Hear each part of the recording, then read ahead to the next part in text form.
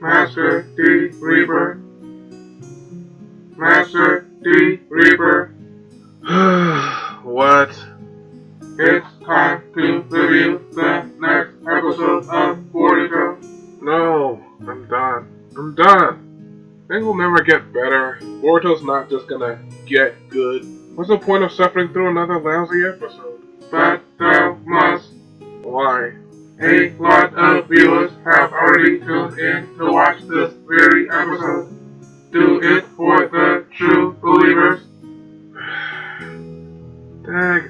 Nabbit. Fine, but I'm telling you, this train's running out of steam. Go ahead and roll the title card. I'll need a minute.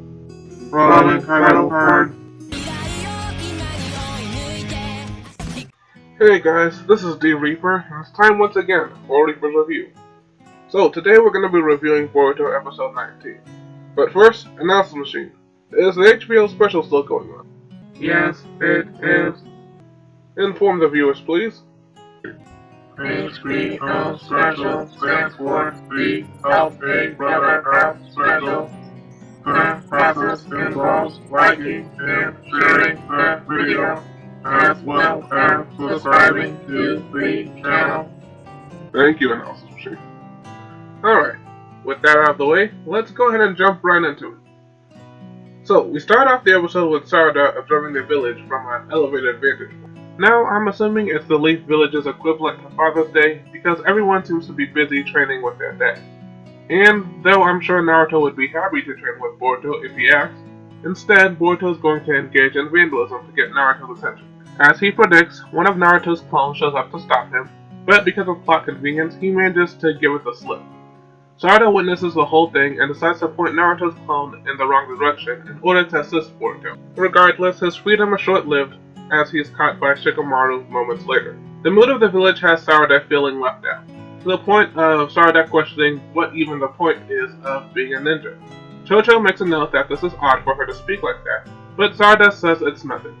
Clearly wanting a distraction, she offers to go wherever Chocho wants, but unfortunately for her, Chocho also has plans to spend time with her dad. To rub salt in the wound, Choji shows up right there and then, once again leaving Sarada outside looking in. Later, while looking at the only picture of her dad in the house, Sarada becomes emotional and her vision gets blurry. She mentions it to Sakura, who just walked into the house. Sakura becomes worried, but Sarada tells her mom not to make such a big deal out of it, and that her glasses probably just need to be adjusted. Later at dinner, Sarada asks Sakura if Sasuke happened to wear glasses. After all, it's much more likely for a child to require glasses if one of their parents did. But Sakura's answers are dodgy at best. Seeing as she won't get any answers from her mom, she decides to seek information at the library. She reads up on Sasuke and the Sharingan, and even gets a shout out in one of the books. But when she goes in search of more substantial data, she finds that the information is restricted. Reaching her limit, she goes home to confront Sakura and stands her ground when Sakura tries to parry her question. Sakura gets so angry with Sarada's non-compliance that she smashes the ground, which weakens the foundation and ultimately destroys their house. I didn't mention it before, but their house is massive. Sakura faints in shock, which is a very appropriate response. Later on, Shizune shows up to the house to take Sakura along with Sarada to the hospital.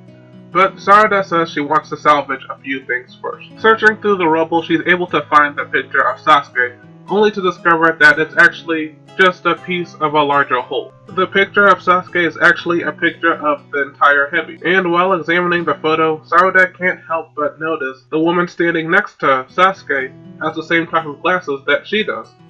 With growing anxiety, Sarada brings the photo to the hospital and waits for Sakura to recover. When Shizune comes in to check on them, she sees the photo and it prompts Sarada to question her instead. But once again, she comes up short, as Shizune is unwilling or unable to provide answers. Faced with dead ends at every turn, Sarada is left to ponder the relationship of her dad and this mysterious woman, who appears in the only photograph she has of her dad. While she's contemplating this at a restaurant, Chocho is up to her usual shenanigans, and spots Sarada as she's swimming off in a huff. Chocho, being particularly annoyed with her parents as of late, as well as being completely oblivious to Sarada's situation, begins to complain about her mom and dad, saying that they're so different, she's almost convinced that they're not her real parents. Mitsuki pokes his head up out of nowhere and once again has become hyper-socially aware.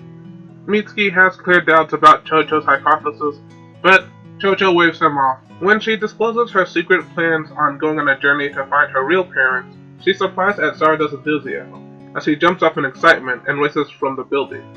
Unbeknownst to her, Sarada has decided to speak to the 7th Hokage before going on a journey to find her dad. And, well, speak of the devil, as we see Sasuke arriving out of a portal. Whatever he was doing was probably quite serious, as he seems to be winded. He powers down and prepares to be on his way.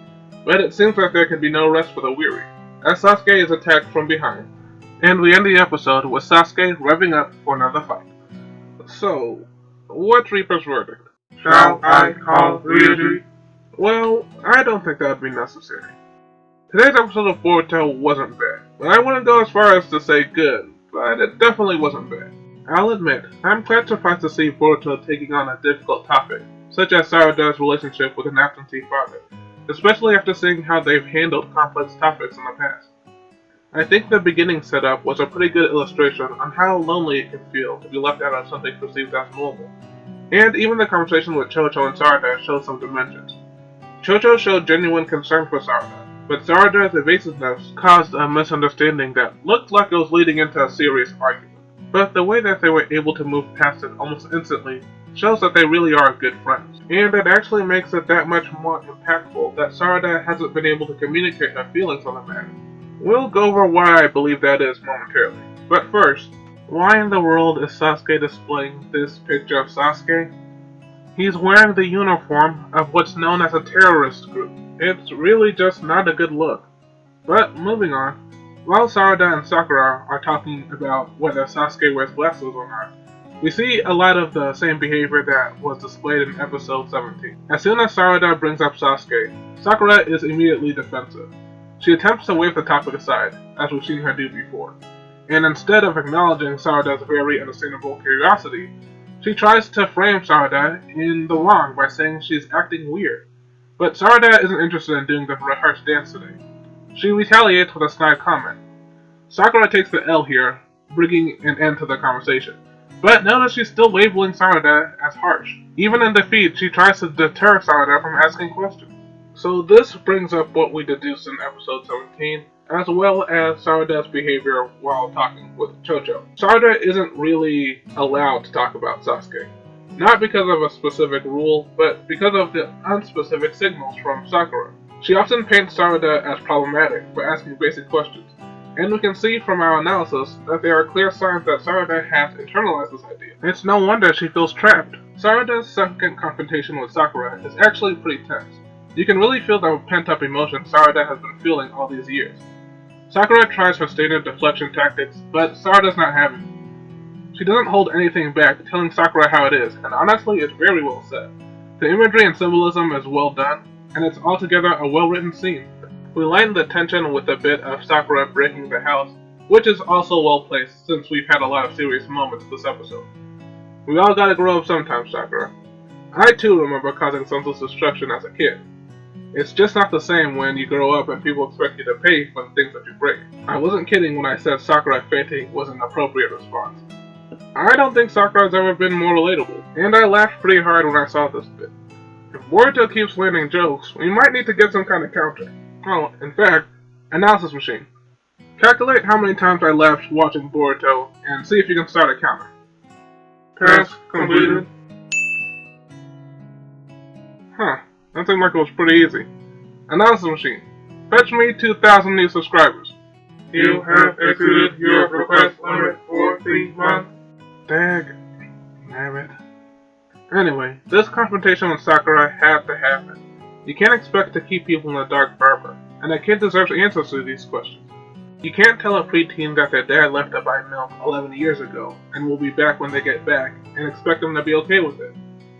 When Sarada discovers the picture of the heavy, we see her struggling to bear the weight of what this revelation might mean.